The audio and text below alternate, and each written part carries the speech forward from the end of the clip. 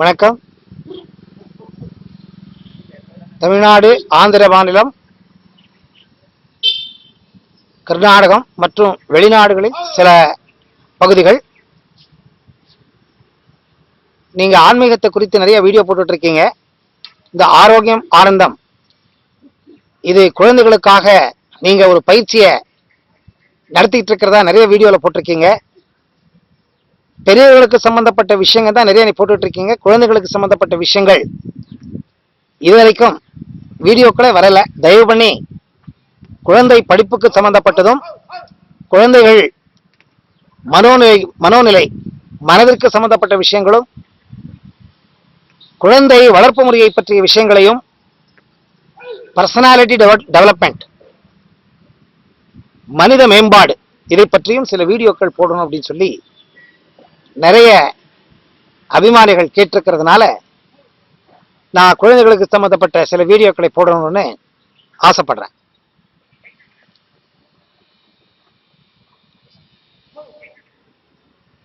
சாதாரணமாக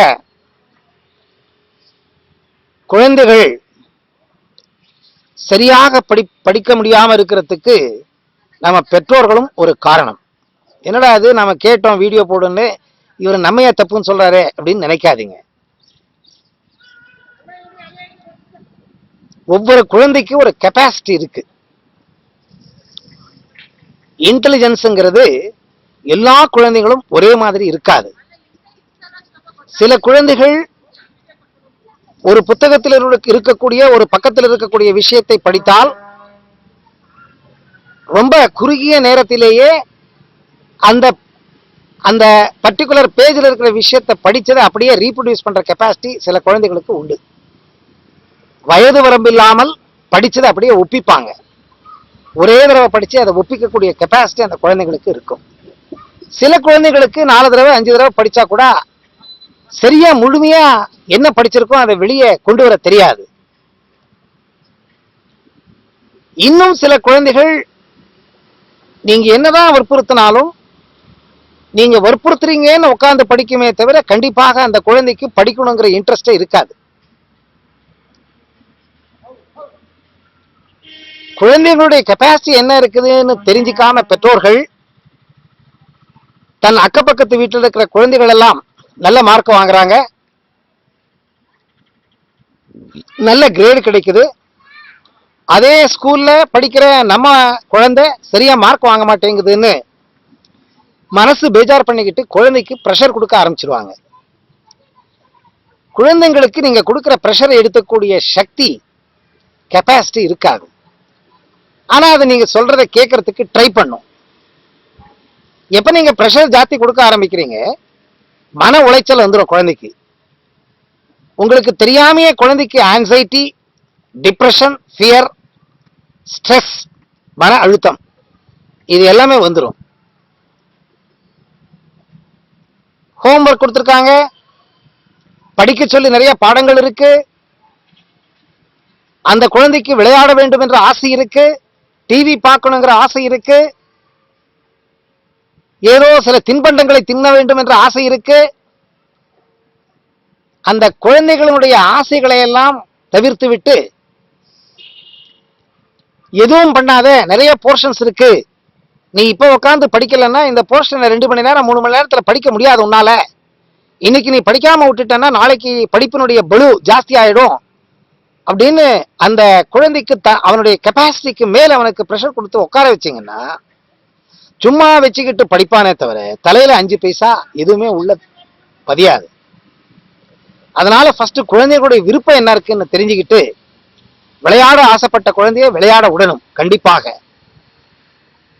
indoor கேம்ஸோ outdoor கேம்ஸோ மனதிற்கு மகிழ்ச்சி தேவை. குழந்தையை ரொம்ப நேரம் டிவி பார்க்க விடக்கூடாது, சத்தியம். ஆனா குழந்தைக்கு டிவி பார்க்கணுங்கிற ஆசை இருக்கிறப்ப ஏதோ குழந்தைக்கு சம்பந்தப்பட்ட காரியக்கிரமங்களை ஏதோ ஒரு அரை மணி நேரம் நீங்க போடலைன்னா அந்த குழந்தையுடைய மனது சோர்வடைந்து படிக்கிற டைம்ல கரெக்டான இன்வால்மெண்ட் இருக்காது. எப்பவுமே இந்த டிவியை பத்திய மனசுல எண்ண அலைகள் ஓடிட்டு இருக்கும்.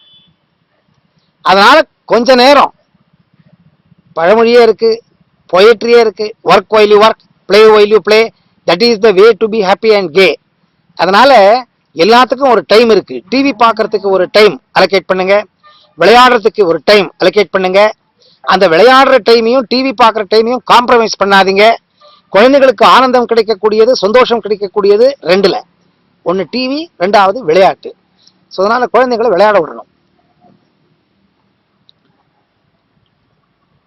அக்கப்பக்கத்துல இருந்து ஃப்ரெண்ட்ஸுங்க யாராவது வந்தாங்கன்னா ஏதோ கதைகள் பேசிக்கிட்டு கொஞ்ச நேரம் குழந்தைகள் காலத்தை கழிக்கும். அதனால அதுக்கு இன்பம் கொடுக்கக்கூடிய, சந்தோஷம் கொடுக்கக்கூடிய விஷயங்கள் என்ன இருக்கு, அது சரியா தவறான்னு தெரிஞ்சுக்கிட்டு அந்த குழந்தைகளை வேறு குழந்தைகளோட பழக விடணும். இல்லாத பொல்லாத கெட்ட விஷயத்தெல்லாம் குழந்தைக்கு சொல்லி கொடுத்து யார் கூடவும் பழகாத மாதிரி எல்லாம் பண்ணாதீங்க. நீங்களே குழந்தைக்கு ஸ்ட்ரெஸ்ஸு, அழுத்தத்தை வர்ற மாதிரி நீங்க பண்ணிடுவீங்க. அதனால குழந்தைகள் நண்பர்களோட பழகிறதுக்கு நீங்க விடணும். ஒன்னா அவங்க நம்ம வீட்டுக்கு வர்றப்ப விடணும், இல்லையா உங்க குழந்தைய மற்றவங்க வீட்டுக்கு போறதுக்கு நீங்க அலோவ் பண்ணணும்.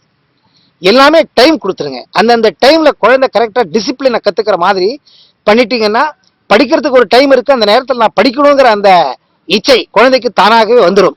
எல்லாத்தையுமே விடுத்துட்டு நீங்க கொண்டு போய் ப்ரெஷர் கொடுத்து படிப்புல உட்கார வச்சீங்கன்னா கண்டிப்பா அந்த குழந்தையினுடைய மனம் டிவியிலையோ இல்ல நண்பர்களுடைய மனதிலேயோ இல்ல வேறு எந்த விஷயத்துல நாட்டம் இருக்கோ அதுல இருக்குமே தவிர படிப்புக்கு வராது.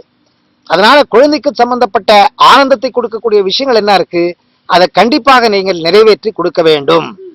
குழந்தைக்கு ஆனந்தத்தை கொடுக்காம படிக்கிறதுக்கு நீங்க ப்ரெஷர் கொடுத்தீங்கன்னா 7-8 மணி நேரம், 5 மணி நேரம், 6 மணி நேரம் குழந்தை ஸ்கூல்ல இருக்கிற எனர்ஜி எல்லாம் செலவு பண்ணி டயர்டா வந்திருக்கிற குழந்தைய திருப்பி நீங்க உட்கார வைக்க படிக்க சொன்னீங்கன்னா கண்டிப்பா அந்த குழந்தை படிப்புல நாட்டம் செலுத்தாது. ஸோ எக்ஸ்ட்ரா கரிக்குலர் ஆக்டிவிட்டி பண்றதுக்கு குழந்தைய விடணும். நன்றி, வணக்கம்.